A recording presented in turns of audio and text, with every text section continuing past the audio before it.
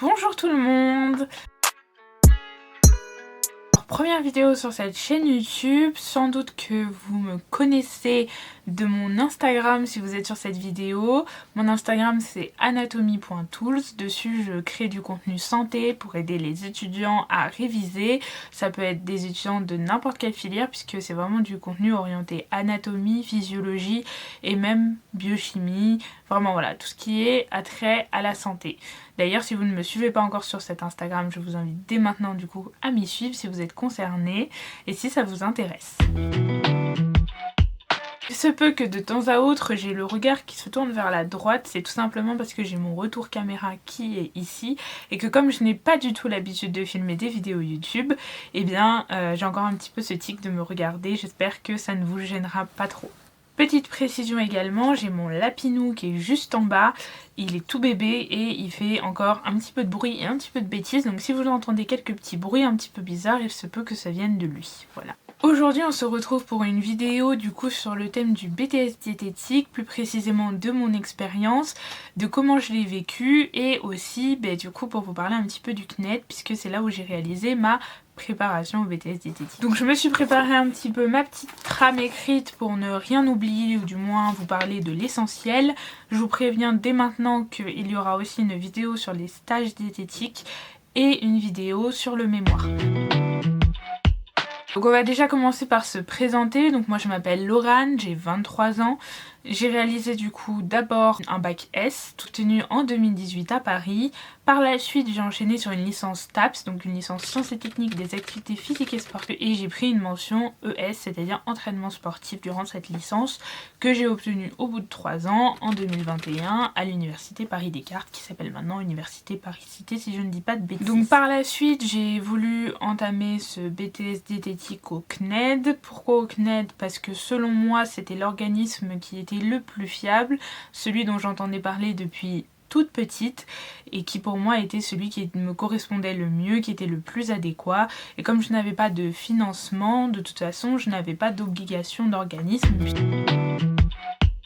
À la fac, enfin déjà au lycée, j'étais plutôt une élève moyenne, ni excellente, ni vraiment trop mauvaise non plus. Par la suite, du coup, je suis partie en STAPS. En STAPS, j'ai adoré mes études. J'ai trouvé ça vraiment très enrichissant et ça correspondait tout à fait à mon mode de vie. J'aimais bien être autonome, je m'en sortais plutôt pas mal. J'ai voulu me lancer dans ce BTS diététique. Ce n'était pas de 1 une reconversion, ni de 2 un second choix. Il faut savoir qu'à l'époque, donc moi j'étais la première génération Parcoursup en 2018 et j'avais déjà formuler des vœux de BTS diététique, c'était déjà quelque chose que j'envisageais. Ça a été un petit peu plus compliqué parce que je préférais faire STAPS pour aller en kiné. Je trouve que je n'ai pas eu la passerelle kiné, mais ça n'empêche que j'adorais mon cursus en STAPS et donc je suis devenue coach sportive. À la fin de ma licence STAPS, j'ai d'ailleurs ouvert ma société de coaching pour pouvoir aider des gens à domicile, donc je voulais pas me mettre en salle, je voulais vraiment être indépendante, c'était un choix de ma part. Il se trouve que j'avais un peu sous-estimé l'ampleur que pouvait prendre le BTS diététique et surtout le temps que ça allait me demander à le consacrer. Du coup, eh bien j'ai décidé de mettre un petit peu en pause cette carrière de coach, le temps de pouvoir bien finir ce BTS. Alors le BTS diététique, donc brevet des techniciens supérieurs diététiques, est un des 2 seuls diplômes permettant de devenir diététicien nutritionniste. Je tiens à le préciser car nous voyons beaucoup, notamment sur Instagram, de formations pour devenir coach en nutrition, etc. Ces formations-là ne sont pas diplômantes et surtout ne sont pas reconnues par l'État. Le diplôme de BTS diététique permet d'avoir un diplôme d'État reconnu qui vous permet d'exercer en tant que professionnel de santé. Ça a quelque chose de très important pour la suite des explications connues, c'est même obligatoire. Il se trouve que le 2e diplôme qui permet d'avoir une qualification de professionnel de santé en diététique, c'est maintenant il me semble le BUT, qui avant s'appelait un DUT, qui lui se fait en université, qui dure également 2 ans, et c'est celui de génie biologique option diététique. Pour le BTS diététique, il y a plusieurs options possibles. Soit vous pouvez le faire en lycée, privé, public, soit vous pouvez le faire à distance. Donc moi je l'ai fait par le CNED, mais il y a beaucoup d'organismes, je pense notamment à Bi-Academy ou Adonis par exemple, ce sont les plus connus mais il y en a vraiment une tonne. Et vous pouvez également le faire en alternance. Je sais que par exemple à Paris il y a l'EDNH pour ceux qui sont un petit peu plus sportifs, ou même Progress Santé qui permettent de faire des alternances et donc d'avoir des financements pour votre BTS et de travailler en parallèle pour pouvoir avoir une activité professionnelle un petit peu plus rapidement et être plus immergé dans un domaine professionnalisant. Il est également possible de réaliser le BTS diététique sous forme progressive. Qu'est-ce que j'appelle forme progressive? Il s'agit de la forme qui dure 3 ans, sur lesquelles vous pouvez passer la première année complètement normalement. La deuxième année, vous passez une partie des matières, notamment souvent éco-gestion, nutrition, alimentation, biochimie. Et la troisième année, vous passez le reste de vos épreuves, c'est-à-dire l'ATA, on y reviendra sur ce que c'est que l'ATA, le mémoire et la diététhérapeutique. Moi j'ai réalisé mon BTS diététique en 2 ans. Donc la première année, j'ai réalisé une année complètement normale sans examen à la fin, et la deuxième année, j'ai eu donc toutes les périodes de stage comme la première année, et j'ai eu les examens du coup finaux qui se passent entre avril et octobre. Oui. Concrètement, avant de vous parler de mon organisation, comment se déroulent ces 2 ans, donc on va parler de la forme classique puisque moi c'est celle que je connais, comment se déroulent ces 2 ans en BTS diététique. Alors c'est assez simple. La première année, donc vous avez vos cours, moi comme j'ai à distance, je les avais que sous forme PDF, avec quelques résumés de cours en papier, et j'avais également quelques classes virtuelles. Sinon, donc vous avez l'ensemble de vos cours qui sont intégralement que en PDF, donc ça faut quand même être au courant et être prêt à n'avoir aucun cours en classe ni avec vraiment des professeurs. S'organiser tout seul, à être autonome et ne pas vraiment attendre, je trouve, de réponse des professeurs. Après ça reste mon avis personnel, normalement ils sont là pour vous aider, mais c'est vrai que parfois les réponses sont assez vagues et donc faut pas en attendre de trop. Moi personnellement ça ne m'a pas du tout dérangé après l'université, mais je sais que beaucoup de personnes ont beaucoup de mal avec le fait que les réponses soient assez évasives, voire... Durant cette première année, vous allez voir tout ce qui porte sur le sujet sain, c'est-à-dire la personne qui n'a pas de pathologie, qui n'est pas malade. Voilà, donc vous allez voir toutes les bases au niveau de la nutrition, de l'alimentation, les bases aussi un petit peu plus scientifiques, donc il y a de la biochimie. Moi je n'ai pas fait la remise à niveau que propose le CNED puisque j'avais déjà un passif assez scientifique avec de bonnes bases. Il se trouve que je sais que beaucoup de personnes ont besoin de cette remise à niveau qui dure, si je ne dis pas de bêtises, 6 mois et qui est vraiment pertinente dans le cas où vous auriez un profil plutôt littéraire ou alors que vous n'auriez pas fait d'études depuis quelques années. Voilà, ça peut servir vraiment dans plusieurs cas, et si vous sentez que vous êtes plutôt susceptible d'en avoir besoin, n'hésitez vraiment pas. Pour faire dans les grandes lignes, vous avez donc 2 stages en restauration collective à effectuer. Vous avez un stage de 2 semaines et un stage de 3 semaines. Ces stages en restauration collective, eh bien, ils peuvent être à la fois réalisés en cantine scolaire. Moi personnellement j'en ai réalisé un dans une cantine scolaire et un à l'INSEP. Voilà, comme ça au moins ça vous donne un petit peu une idée assez vague du domaine dans lequel on peut l'effectuer, tant que voilà, ça fournit un nombre de convives et que les plats sont faits sur place. Ça c'est très important, pas de cuisine satellite puisque ce ne sera pas accepté. Voilà, petite parenthèse. Et donc après, dans cette première année, vous avez également le stage à thème optionnel qui vous est possible de réaliser soit à la fin de votre première année, soit au cours de votre deuxième année.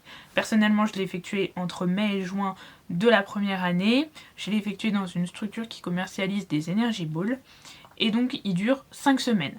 Quand on dit thème optionnel, ne pas confondre optionnel ne veut pas dire qu'il n'est pas obligatoire. Au contraire, il l'est, mais vous choisissez le lieu ou le thème, voilà, que vous voulez aborder au sein de ce stage. Il se peut que vous le fassiez avec des professionnels libérales. Dans ce cas-là, c'est quand même conseillé d'être sûr d'avoir des missions parce que vous avez besoin de remplir des actions. Et si votre professionnel libéral ne vous laisse pas faire grand chose, ça sera pas très pertinent.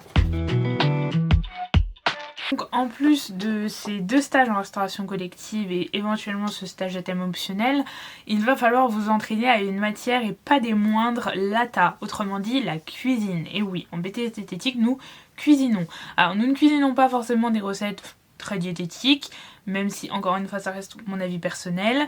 Vous allez avoir à faire à la fois des recettes salées mais aussi des recettes sucrées. Parmi les recettes salées que je peux vous citer, eh bien il y a par exemple du bœuf bourguignon, même s'il tombe assez rarement à l'examen. Vous avez des crêpes salées, vous avez beaucoup de choses, et parmi les sucrés, vous avez notamment des génoises, vous avez des choux, vous avez des crèmes renversées, vous avez énormément de recettes, plus d'une centaine de recettes rien qu'en première année. Cette matière immense, ce travail, ça demande beaucoup de travail, voilà, et quand on est seul derrière son ordinateur, il se peut que parfois on néglige un peu l'entraînement de cette matière, sachant que dans cette matière, en plus de la cuisine, il y a aussi des règles d'hygiène à maîtriser, notamment ce qu'on appelle la marche en avant. Vous avez vraiment beaucoup de choses à savoir. Et c'est très important de s'entraîner tout au long des 2 années, même si c'est pas toujours facile parce qu'on n'a pas toujours le temps ou pas toujours la motivation, mais c'est très important de s'entraîner tout au long des 2e années pour ne pas se laisser déborder à la fin de la 2e année, juste avant l'examen qui a lieu en mai de la 2e année. Pour revenir sur le programme donc de ces 2 années de BTS diététique, la première année, donc je me suis fait un petit peu les fiches, j'espère avoir oublié aucune matière, mais donc vous avez de la biochimie, donc là ça va être tout ce qui est un petit peu au niveau moléculaire, vous avez de la nutrition alimentation, les matières peuvent différencier en fonction des centres de formation du nom, mais ça reste globalement la même chose. Donc nutrition alimentation, c'est tout ce que vous allez voir au niveau des besoins des personnes, les grammages, et vous allez voir il y a du travail. Vous avez de l'anglais, et oui, l'anglais est devenu obligatoire, à l'époque il était optionnel, ce n'est plus le cas. Vous avez de l'éco-gestion, alors niveau éco-gestion en première année c'est vraiment plus de l'économie, vous allez avoir un petit peu tout ce qui est base juridique aussi. Vous allez avoir de la culture générale, où il s'agit en fait d'une matière où dedans vous allez un petit peu revoir les bases littéraires. Vous allez juste avoir, en tout cas au CNED, un seul examen en ligne et puis c'est tout, vous n'allez pas avoir beaucoup de travail dans cette matière. Vous avez de l'environnement professionnel, pas d'épreuves, pareil pour la culture générale d'ailleurs. En revanche, ça peut vous servir pour le mémoire et la soutenance, cette matière-là. Ensuite, vous allez avoir tout ce qui est diététique thérapeutique. En première année, on en voit un tout petit bout, alors qu'après en 2e année, vous allez avoir une grosse partie. Vous avez donc pareil un peu que la diète thérapeutique, de la base physiopathologique. Là c'est pareil, c'est très condensé en première année, par contre c'est énorme en 2e année. Et donc vous allez avoir la cuisine, donc l'ATA. En 2e année, pour les matières, donc, vous allez toujours retrouver de l'anglais. Vous allez avoir une nouvelle matière de la physiologie, donc là c'est toute l'étude des systèmes, les organes, comment ça fonctionne. Pareil, il y a aussi pas mal de travail, de toute façon il y a du travail un peu partout. Donc vous allez reprendre les bases physiopathologiques qui là ce coup-là sont plus vraiment des bases. Cette matière-là, ça va vous permettre de comprendre comment une maladie se forme dans l'organisme au niveau donc de la physiologie. Donc c'est une matière qui est extrêmement complémentaire avec la physio, et c'est une matière qui en général est quand même assez évidente, dans le sens où si vous maîtrisez bien votre physiologie, la physiopathologie qui en découle est relativement compréhensible. Vous allez avoir de la diététique thérapeutique toujours, alors là en fait c'est un petit peu pareil que la physiopathologie, vous allez voir un peu d'où vient la maladie, mais vous allez aussi savoir la traiter au niveau diététique, donc quel traitement vous allez appliquer, quel protocole vous allez mettre en place, quelle prise en charge. À peu près globalement pour cette matière-là, vous allez retrouver à nouveau de la culture générale et de l'environnement professionnel, mais un peu comme aux premières années, c'est un petit peu léger comme programme. Vous allez toujours avoir de l'ATA, donc de la cuisine, avec des nouvelles recettes qui cette fois-ci seront adaptées aux pathologies. Par exemple, vous avez un malade qui a une pathologie cardiovasculaire, et ben comment adapter des recettes du quotidien à cette pathologie-là. Et enfin, vous allez retrouver encore une nouvelle fois de l'éco-gestion, qui ce coup-là est vraiment plus gestion. Une des questions qui m'est beaucoup revenue concernant du coup le BTS diététique, c'est comment est-ce que je m'organisais pour réviser, comment j'ai fait pour tenir sur ces 2 ans, comment vraiment voilà, quel était mon quotidien en tant que BTS diététique à la maison. Alors il faut savoir que du coup moi comme j'étais à la fac, j'étais très autonome, c'était assez rare que je sois en détresse vis-à-vis des cours et que du coup je demande de l'aide au professeur. Ça déjà c'était quelque chose qu'il faut savoir, on n'a pas tous la même autonomie et c'est pas toujours évident pour tout le monde. Comment je m'organisais? C'est très simple, le matin je me réveillais aux alentours de 8h, 8h30. Je commençais à travailler soit vers 10h quand vraiment j'avais des choses le matin ou que j'étais un peu débordée, j'avais des devoirs à rendre, etc. Et sinon, il pouvait aussi m'arriver de ne commencer à travailler que l'après-midi vers 13h30, 14h en fonction de ce que j'avais à faire. Pour les révisions, je ne fichais pas mes cours, sauf l'éco-gestion, parce que en fait ça me permettait de mettre en lumière les plus grosses règles de juridique, etc. Toutes les dates, toutes les lois, tout ça. Pour la nutrition, je révisais surtout ma Tapsiqual et toutes les données un petit peu, vous verrez ça quand vous aurez les cours, mais voilà, en gros je révisais ça sur une ardoise, je répétais beaucoup, voilà. J'ai oublié aussi en première année, je suis en train de penser, il y a une matière que j'ai complètement oubliée, ça s'appelle la microbiologie, toxicologie, virologie. C'est tout ce qui est l'étude des bactéries, j'ai complètement oublié, elle disparaît en deuxième année, mais elle l'est en première année. Voilà, donc rajoutez ça à la partie sur les matières de première année.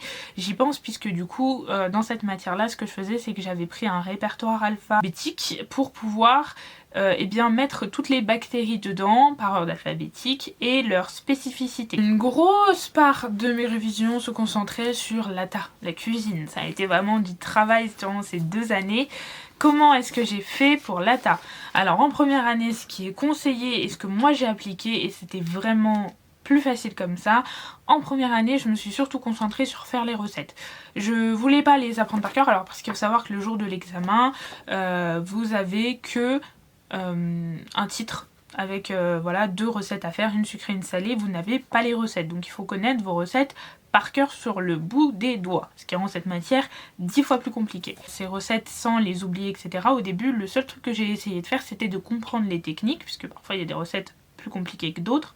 Donc d'abord je réalisais toutes les recettes, j'essayais de les faire, voilà, mais sans trop me compliquer à essayer de retenir. J'essayais surtout de comprendre les mouvements, de comprendre la technique, de réussir les recettes et aussi d'appliquer les premières règles d'hygiène, à savoir le brossage correct des mains, tout ce qui était m'essuyer les mains avec un essuie-tout et pas avec un torchon par exemple, la marche en avant en fait que j'appliquais pour me familiariser et prendre des réflexes, ça c'est très important.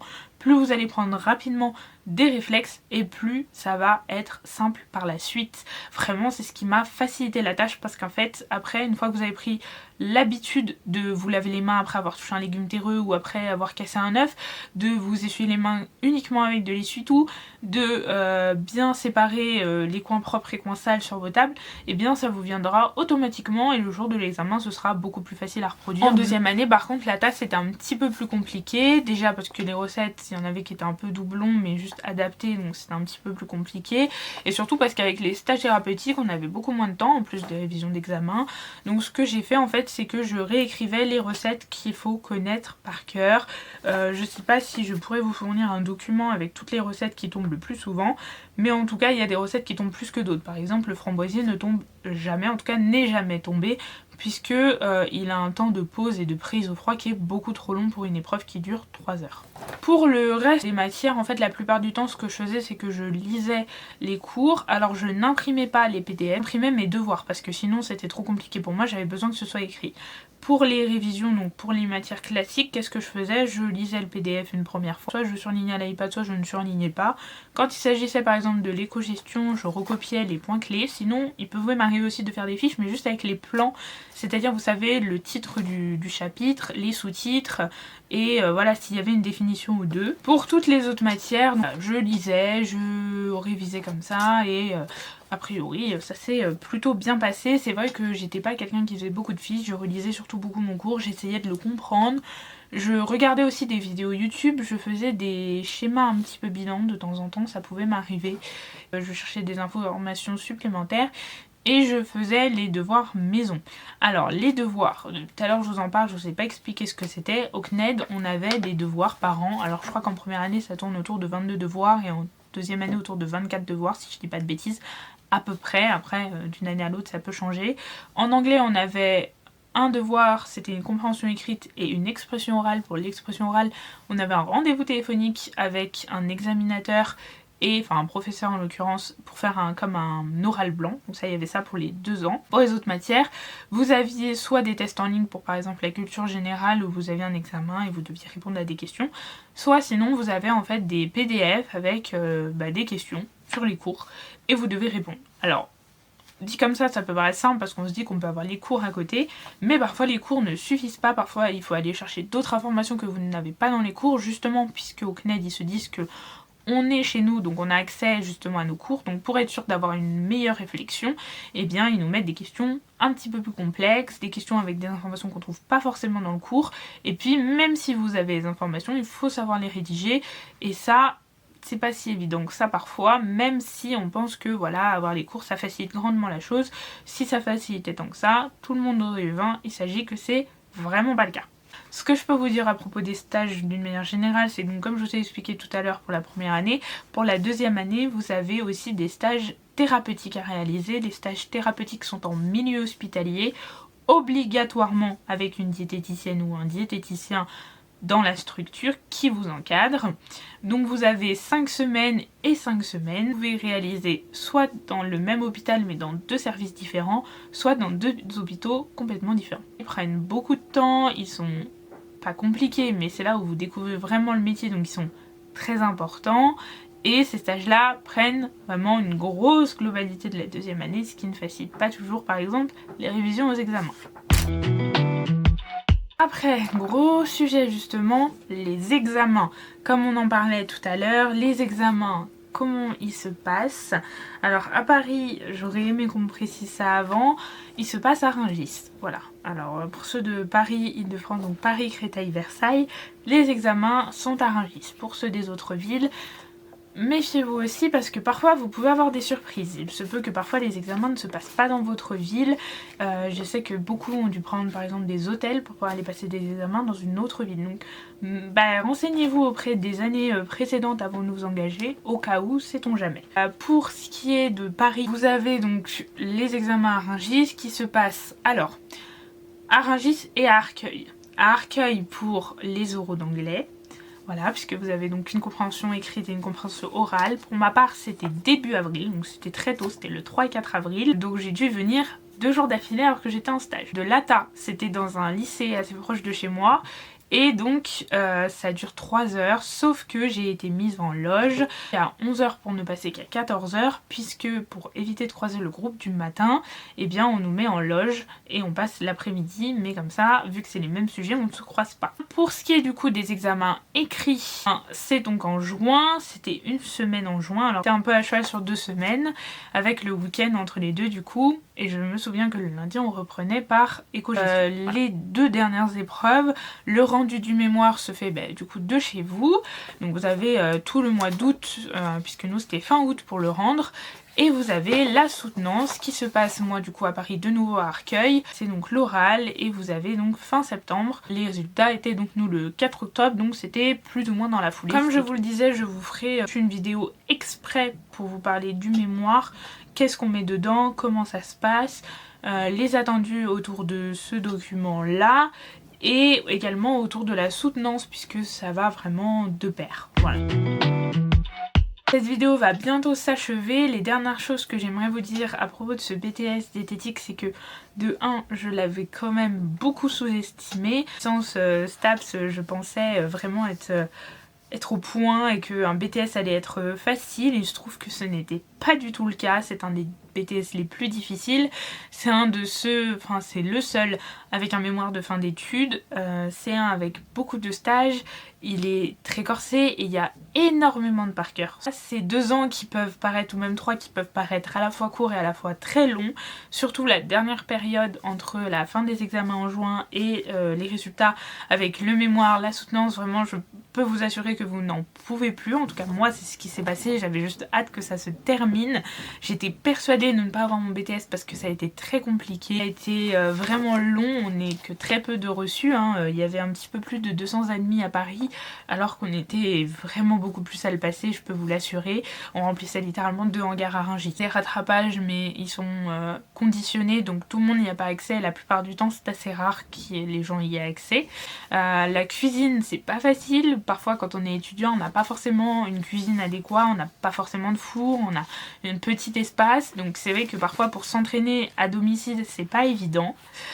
Vous avez beaucoup d'organismes qui aident pour pouvoir s'entraîner, pour pouvoir avoir des cours supplémentaires. Personnellement, je n'en ai pas pris. Je n'ai pris aucun cours supplémentaire, je n'ai pas pris de stage data non plus. et je n'ai pas non plus fait relire mon mémoire. Ça en vaut la peine, vous apprenez énormément de choses, bien qu'il soit quand même un petit peu obsolète sur certains points, notamment je trouve dans la matière data. Ce que je peux du coup vous conseiller avant de finir cette vidéo, c'est soit de faire le choix qui vous semble le plus pertinent au niveau de l'organisme, celui qui vous correspondra le mieux. Il n'y a aucune honte à reprendre ses études. Si vous avez envie de vous lancer dans ce métier, eh bien faites-le. Ensuite, eh bien si vous êtes en plein dedans, tout mon courage, parce que vraiment je sais que ce BTS est difficile, qu'il est long, mais accrochez-vous, encore une fois ça en vaut la peine. Et pour celles et ceux qui l'ont raté et qui voulaient un petit peu plus de conseils, ça arrivera sans doute beaucoup plus dans les vidéos stage, vidéos mémoire que je compte faire, puisque là je suis bien consciente que c'est vraiment plus une vidéo générale pour expliquer à celles et ceux qui ne l'ont pas encore fait. En tout cas, eh bien, j'espère que cette vidéo vous aura permis d'y voir un petit peu plus clair au sujet du BTS, qu'elle n'aura pas été trop brouillonne puisque c'est la première fois que je fais une vidéo aussi longue. Je vous retrouve très rapidement sur cette chaîne pour vous poster celle sur le mémoire et celle sur le stage. On se retrouve sur Instagram aussi, anatomy.tools, je vous le remettrai dans la barre d'infos et je vous mettrai aussi toutes les informations un petit peu pertinentes dans la barre d'infos.